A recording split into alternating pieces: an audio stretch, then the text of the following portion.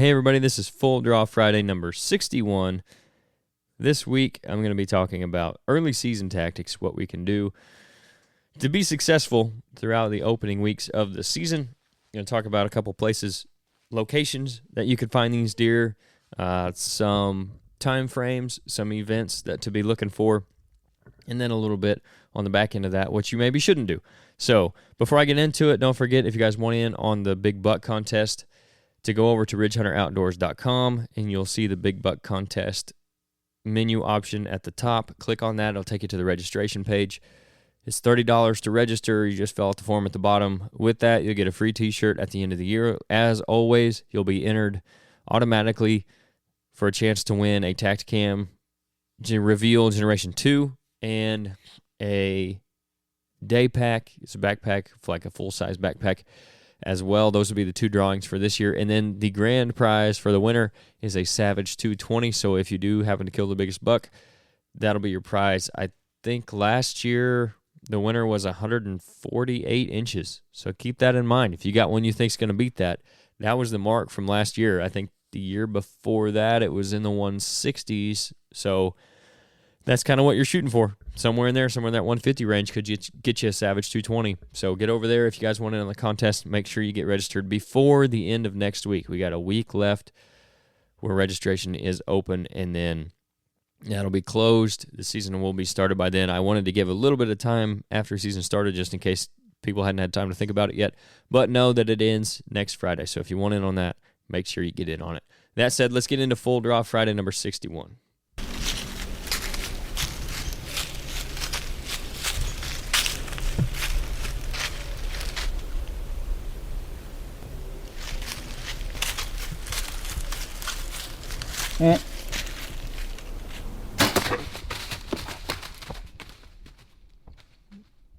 Early season, obviously, it is almost here for us in Illinois.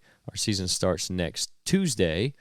For some of you, it's already been early season for a couple weeks now, which hopefully you've had some success. If you haven't, maybe you can use some of these things we're going to talk about to change that, especially as we roll into October, because things do change from the middle of September to the beginning of October a lot of times, especially right now with this cold front that we just had move through. So if you guys' season is already open, I hope you've been taking advantage of that already, and this weekend is going to get even better, I think, with this rain moving through, at least where we're at.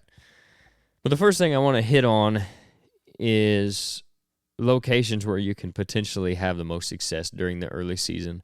One thing you can take advantage of is bedding areas. If you know where the bucks are bedding in general, usually the closer you can get to those in the early season, the better, just because they don't have to move as far. They're not going to move as far in the daylight until the foliage starts dying, leaves start falling, things like that. So it's so plentiful in the woods right now. If they have a good secure bedding area and they've got food in it and they've got water close by, they just don't have to go very far, and they're probably not going to until the nighttime. So keep that in mind, that if you can find that bedding area, it might be a good place to go find them. However, there's a caveat to that I'm going to hit on towards the end of this episode, so don't miss that.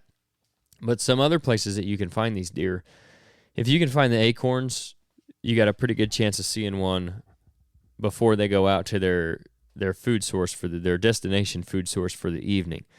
Last year was an exceptional year for acorns, so even if you found them, it wasn't a guarantee that you were going to see deer over them, and it's still not, but it wasn't as much of a guarantee. The chance was even lower because they were just so plentiful and they were all over. So the deer didn't have to go far even to find acorns. It wasn't like there was one tree that was dropping better than all the rest, so that's where they were going to be. This year, I don't think it's quite as much of a bumper crop of acorns as we had last year. That's something that I've noticed while I've been out moving cameras around and putting in plots and stuff like that. I found one specific location that I really like for the early season if I can get the right wind. It's under a white oak tree, and this is kind of some stuff that I think you should look for, is the acorns on the ground. Obviously, you can hear them falling. You look up at the tree, there's still a bunch in the tree. On the ground, you're looking for just the caps left where the deer have actually been and eating them, because if you've just got a bunch of full acorns left, that's great, but nothing's found them yet, nothing's eating them, so it doesn't do you a lot of good. You could sit there and watch the acorns fall, but you're probably not going to see a lot of deer. So if they've been eating them, there will be the caps laying around. Obviously, some of that can be squirrels, raccoons, whatever as well. But just know that if there's no empty caps, nothing's probably eating all the acorns yet. Also, one way you can make sure that it's deer, at least part of the time, is by looking for tracks. And I don't mean like specifically like if you're looking for buck tracks or doe tracks. If you do find something that is a pretty good sized track and it is set down deeper than all the rest of them where it seems like it might be a heavier deer, that's even better because that's a good chance there was a buck that's been feeding on those acorns. But if you can find those tracks within that little feeding area, that's going to be another sign. Another one is just piles of deer crap. If they're standing there long enough, that's going to happen. It means they're probably spending some time there. So all three of these things are something that I found and I'm excited about for the early season in one location. It had all the acorns on the ground. You could tell they'd been eating them because there were a lot of caps laying around with a lot of other acorns that hadn't been eaten yet. There were tracks all throughout it. There were piles of crap through the whole area, and it's actually right on the edge of a cornfield too. So they've kind of got really good cover right there. They feel safe about it. I think it could be a really good spot for the early season. Those are kind of places you're going to look for where they might be feeding, and that could be in the timber. It could be on a field edge like that, especially if you still have standing corn. Not necessarily going to see it in a bean field just because that doesn't provide the same cover. And also, those acorns are going to be a lot harder to find tangled up down on the ground underneath all those beans as they would be with a standing cornfield. So that's something that you can keep in mind. Acorns are always a big one, especially in the early season. Another one is your green food sources. So whether this is a soybean field that hasn't turned yet, when the leaves start to turn yellow, the deer aren't going to eat them as much. We talk about that a lot. But if they're still green, that's probably a good place to sit. And if nothing else, you're probably going to see deer. If you can look over a big green field, as long as you got a way to get out of there without having to walk through it, you're probably going to see some deer. And if you can figure out those inside corners or low areas where they're going to be entering and exiting most often, if you can get on one of those, you got a decent chance. Just know that if it is a big field, and usually it's going to be in our area and throughout the Midwest, it's probably a destination food source, so they're probably not getting there until dark. So unless you just have one on a fairly regular pattern, or you've seen them coming out in daylight, or maybe you're just after a doe and you know they're coming out in the daylight, you can do that. But if you're after the mature bucks, or if you're after one and you're not seeing them actively on that bean field, or if you're not actively getting them on camera, you could go back and backtrack from that green source. And that's something that I would recommend most of the time if you can do it. If all you can hunt, all you're allowed to hunt is that field edge, try to find where they're entering and exiting and go to that. And that's also going to give you some room to play with on your exit route too, because if they're entering there, even if it's something you don't want to shoot, hopefully they'll have fed off and you can slip down out of the tree and get out of there without spooking them. But if you can get back in the timber or back in the cover closer to where they're coming from, that's going to give you more chance of seeing them in the daylight, because you're going to catch them on their way to the food source instead of when they're getting there, which might be later, depending on the deer, depending on the situation. It may be too late by the time they actually make it to that bean field. So while it can be a good green food source, at the same time, you might have to move off of it a little bit. Just know that just because you found out where they're feeding doesn't mean you have to hunt that. Use that to your advantage to figure out where they're coming from, and then back off of that a few hundred yards, especially if you can combine the two, the acorns leading into, like that feeding area of acorns, all that sign I was talking about leading into a bean field. That's going to be a dynamite place to be for the early season. If you guys are looking for your own piece of ground to manage and hunt, Rodney Hawkins is a guy you need to talk to. He grew up hunting and fishing in Southern Illinois, and he's now putting that love for the outdoors into selling recreational properties as a land specialist with Midwest Farm and Land. Midwest Farm and Land isn't your average real estate company. They do residential properties, but they also do a ton of recreational property sales as well. Rodney himself sold over $7 million worth of properties last year alone. They've got agents like him all over Illinois, so they're really a local company with a national reach. For more info on them, what might be available, or even getting your property listed if you're looking to get rid of one and maybe get into something else, you can contact Rodney directly at 618-925-3153, and he'll get you taken care of. He's also got his own company called RG Outdoors that currently has products from Radix Hunting, Tactacam trail cameras, Camo Dust, and he's adding new stuff all the time. So if you're interested in any of that, go over to their Facebook page, RG Outdoors. Email them at rgoutdoors@yahoo.com. Or again, just call Rodney directly at 618-925-3153. Other green sources, obviously your little clover plots, those are really good in the early season. And if you got little brassica plots as well, like radishes and stuff like that, all that green source is going to be good in the early season. Those are places where you can hunt over the plot and have some success, because if you've placed them properly, most of the time that's going to be a little staging area, just like the acorns would be, where they're coming in there and they're feeding on their way to their destination field, whether it be that bean field or cornfield, or maybe it's winter wheat at some point. That's where you can hunt over those and have them coming into those during daylight. And you'll see that maybe on your cameras. You see that in your scouting. Even if you haven't seen it on your cameras yet, those are going to be good places to be, because you want to be there when that picture gets taken, right? You don't want to wait for that and then miss it. You want to be in there on those green sources early. That's the place where you're going to find those deer. Again, you don't necessarily want to be walking into it or walking out of your food plot setup through where those deer are headed. So if you don't have a good entry to it, you don't have good access on the way in, where you're not having to walk through a bedding area, and on your way out, you're not having to walk through the food. Keep that in mind. But those can be really good spots as well, those little green food plots that you got, and especially when the beans do start to turn. So I talked about that already. When they start to turn yellow, the deer are going to be looking for other green food sources. So when that happens, that clover plot and that radish plot is going to get even better, because now it is getting to be their only green food source. As the beans start to turn, as the other foliage starts to turn, they don't have as much browse available back in the timber around their bedding. They're going to be seeking out those other green sources. That's where your little kill food plots really come in handy. Now, when should you be looking at this kind of stuff? Depending on the setup, any given day could be decent in the early season, but I wouldn't recommend going and crashing on necessarily your best spots in the early season just because you do have a green food source or something like that.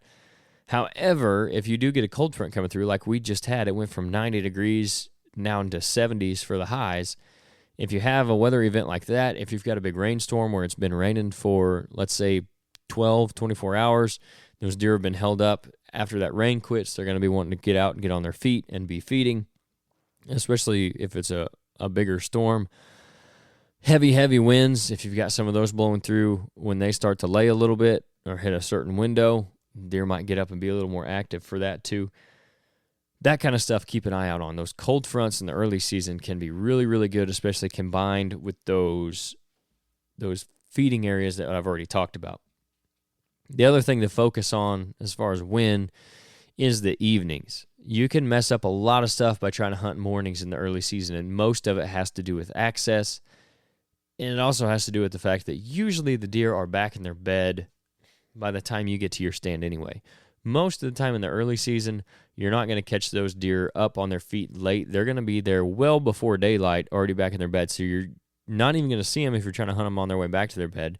If you're walking through their bedding area, you might bump them in the dark going in. If you're walking through food, you're almost surely going to bump some deer that are still lingering, especially those does if they've got fawns with them. Those are going to be the deer that are out in the food sources a little later. The bucks are going to make it back to their beds earlier, so you're taking a chance of bumping deer no matter where you go in, no matter where you come out, you're taking a chance of bumping deer. So mornings are just really risky in the early season. If you do have something on a pattern where you've been seeing them in the mornings, you got pictures of them in the mornings, whatever, if you have somewhere where you know you can get in and out without bumping deer, then by all means, if you get a cold front and you want to hunt the morning, maybe that's the only time you got to hunt, get in there. You can have success hunting the mornings, but if you have the choice and you can and it's not your only time to hunt, I definitely prefer the evenings for the early season. It makes things a lot more simple when it comes to your entry and exit routes. It makes things a lot more simple when it comes to figuring out where the deer are going to be. And they're usually going to be on their feet. If they're going to be on their feet in the daylight, it's going to be the last hour versus the first hour, at least for the first week or two of the season. The last thing that I mentioned earlier, that's kind of a caveat to a lot of this, really, is don't ruin tomorrow's hunt today.